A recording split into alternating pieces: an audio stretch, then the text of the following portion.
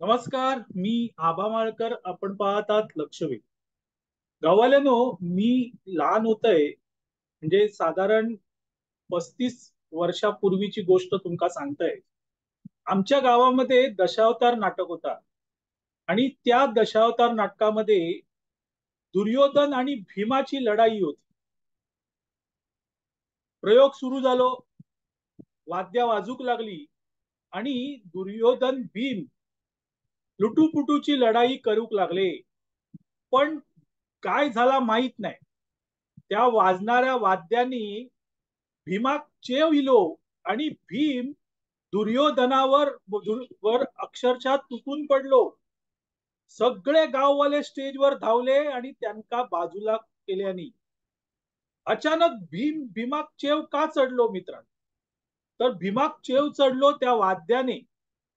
आणि मग आपण नाटक करताव, आपण लुटूपुटूची लढाई करताव हे भीम विसरलो आणि खरोखरची लढाई करूक लागलो. मंडळी, या देशामध्ये पूर्वीही अशी आंदोलनं, संप फार मोठ्या प्रमाणात झाली आणि त्यातली अनेक आंदोलनं, संप ही यशस्वी झालेले आहेत. आणि त्यातूनच जॉर्ज फर्नांडिस असतील किंवा अ, शरद जोशी असतील, असे नेते उदयाला आले. त्यांनी आंदोलनं केली, लोकांसाठी आंदोलनं केली आणि त्यांना न्याय मिळवून दिला. पण मित्रांनो, मागच्या काही वर्षांमध्ये जेव्हापासून मीडियाचं प्राबल्य वाढलं, तेव्हापासून ही आंदोलनं प्रत्यक्ष आंदोलनं न राहता ती सगळी पिपली लाईव्ह झालेली आहेत. एखादं कोणतरी आंदोलन करतं की मीडिया लगेच त्याच्याकडे सरसावतो आणि मग आंदोलन करणारे हे मीडिया पुरतेच मर्यादित राहतात अशी शंका यायला लागते. कारण हेतू आपल्या आंदोलनाचा काय आहे, आपण काय करायला बसलेलो आहोत आणि काय करतो आहोत हेच ते विसरतात. मीडियाने रोज आपली हेडलाईन करावी की झिंग त्यांच्यामध्ये कधी चढते हे त्यांनाच कळत नाही. आणि मग मूळ विषयापासून ते लांब लांब जातात आणि फक्त मीडियामध्ये आपली हेडलाईन व्हावी, मीडियाने आपल्याला डोक्यावर घ्यावं म्हणून ते काम करायला लागतात.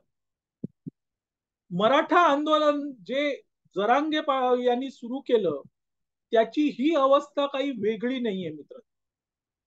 जरांगे यांनी मराठा आंदोलन सुरू केलं, त्यावेळेस ते आंदोलन सरकारच्या विरोधात, अर्थात फडणवीस या एकनाथ शिंदे यांच्या विरोधात म्हटल्यावर मीडिया त्या आंदोलनाला कव्हरेज देण्यासाठी सरसावली आणि प्रत्येक बातमी ही जरांगे आणि त्यांचं आंदोलन एवढीच सीमित राहत होती. मीडिया रोजच्या रोज जरांगेनी अमक केलं, जरांगेनी तमक केलं दाखवत होते. मीडियाचा हेतू होता की त्यांना आपला चॅनल 24 तास चालवायचा होता आणि त्यामुळे सातत्याने काहीतरी खळबळजनक हवं या शोधात मीडिया असतो. आणि जरांगेंच्या बाबतीतही तसंच झालं. जरांगे आंदोलनाला बसले, मग जरांगेनी मागणी केली कुणबीतून आरक्षण द्या. या प्रत्येकाची हेडलाईन होत गेली.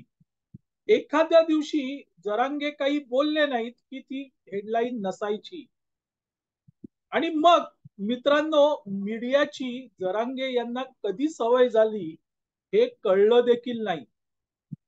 आणि आपण केवळ मीडियासाठी बोलतोय का अशी शंका त्यांना ऐकणाऱ्यांना येऊ लागली. आणि मग जरांगे यांनी मराठा आरक्षण ह्या विषय काहीसा बाजूला ठेवून ते थेट देवेंद्र फडणवीस यांच्यावर घसरले. सुरुवातीपासून देवेंद्र फडणवीस यांना सुरुवातीला त्यांनी लक्ष केलं, ते कारण होतं झालेला लाठीमार. पोलीस गृह खात्याच्या अखत्यारीत येतात, त्यामुळे त्यांनी फडणवीसांना लक्ष केलं आणि मग मीडियाने त्याची ब्रेकिंग न्यूज हेडलाईन केली आणि तेव्हापासून जरांगेंना हे कळायला लागलं की आपण जर फडणवीसांच्या विरोधात बोललो तर त्या बातमीची हेडलाईन होते. मीडिया हा फडणवीसांच्या विरोधात आहे, भाजपच्या विरोधात आहे, हे काही मी वेगळं सांगायला. पण मीडियाला हेडलाईन देताना जरांगे मात्र त्यांची मूळ भूमिका काय आहे आणि ते काय करू इच्छितात हे विसरले आणि प्रत्यक्ष फडणवीसांची लढाई करू लागले आणि तिथे हे आंदोलन बारगळणार हे नक्की होतं. आमच्यासारख्या युट्यूबर्सने त्यातला धोका जरांगे यांना वारंवार दाखवून दिला की तुम्ही कुठेतरी चुकताय. मूळ हेतू तुमचा मराठा आरक्षण आहे आणि त्यापुरतं सीमित राहा, उगाच राजकारणात शिरू नका. पण जरांगे राजकारणात शिरले आणि त्यांनी फडणवीस यांना लक्ष करायला सुरुवात केली आणि ती खरी म्हणजे धोक्याची घंटा होती. मीडिया मोठ्या प्रमाणात त्याला प्रसिद्धी देत होतं. ज्या वेळेस मीडिया आपल्या बाजूनी असतो त्यावेळेस हे लक्षात ठेवलं पाहिजे होतं की मीडिया आपल्या बाजूनी आहे, याचा अर्थ आज ना उद्या हाच मीडिया आपल्याला आपटणार आहे. आणि आता परिस्थिती नेमकी त्या दिशेने सरकायला लागलेली. जरांगे यांनी काही दिवसांपूर्वी देवेंद्र फडणवीस यांच्यावर जोरदार हल्ला केला. त्यांचा एकेरी भाषेत उल्लेख केला, त्यांना ब्राह्मणी कावा म्हणाले, त्यांना अरे तुरे केलं आणि त्यानंतर जरांगे पाटील यांच्या त्या आंदोलनाला ठपका लागला. मोठ्या प्रमाणात या राज्यातली जनता जरांगेपासून लांब झाली. कारण जरांगे हे कोणाच्या तरी इशाऱ्याने हे सगळं करतायत असे त्यांचे सहकारी सांगू लागले आणि ती खरी म्हणजे धोक्याची घंटा होती आणि त्यावेळेस खरं म्हणजे उशीर झाला होता आणि शेवटी जरांगे यांना नमतं घ्यावं लागलं, त्यांना माफी मागावी लागली आणि मग मित्रांनो जरांगे हे मीडियाच्या दृष्टिकोनातून पण उतरले. कारण आता जरांगेंना टीआरपी खाली आला होता आणि त्यांचा टीआरपी खाली आल्यावर त्यांची बातमी ही मीडियापासून लांब होत गेली आणि आज तुम्ही जर बघाल मित्रांनो तर जरांगेंची बातमी ही अभावानेच तुम्हाला दिसेल. काही महिन्यांपूर्वी रोज सातत्याने दिवसातले 12 ते 13 तास टीव्हीवर फक्त जरांगे झळकत होते. आज ते जरांगे दिसत आहेत का? नाही दिसत आहेत. टीव्हीवर जरांगे दूर झालेले आहेत कारण मीडियाच्या दृष्टीने त्यांची उपयुक्तता संपलेली आहे आणि त्यामुळे मीडियानेही हळूहळू जरांगे यांना दूर लोटायला सुरुवात केलेली. ज्या मीडियाला हेडलाईन मिळावी, आपला फोटो सातत्याने टीव्हीवर दिसावा म्हणून जरांगेंनी आपलं आंदोलन पणाला लावलं.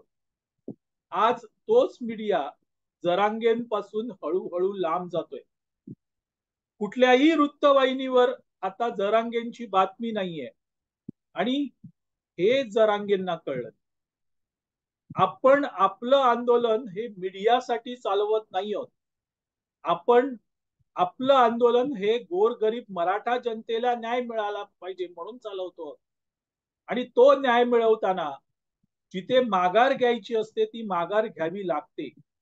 पण आपण माघार घेतली तर मीडिया बातमी देणार नाही किंवा मीडिया बातमीचा विपर्यास करेल याची भीती जरांगेंना होती आणि त्यामुळे आतापर्यंत जरांगेंनी माघार घेतली नाही.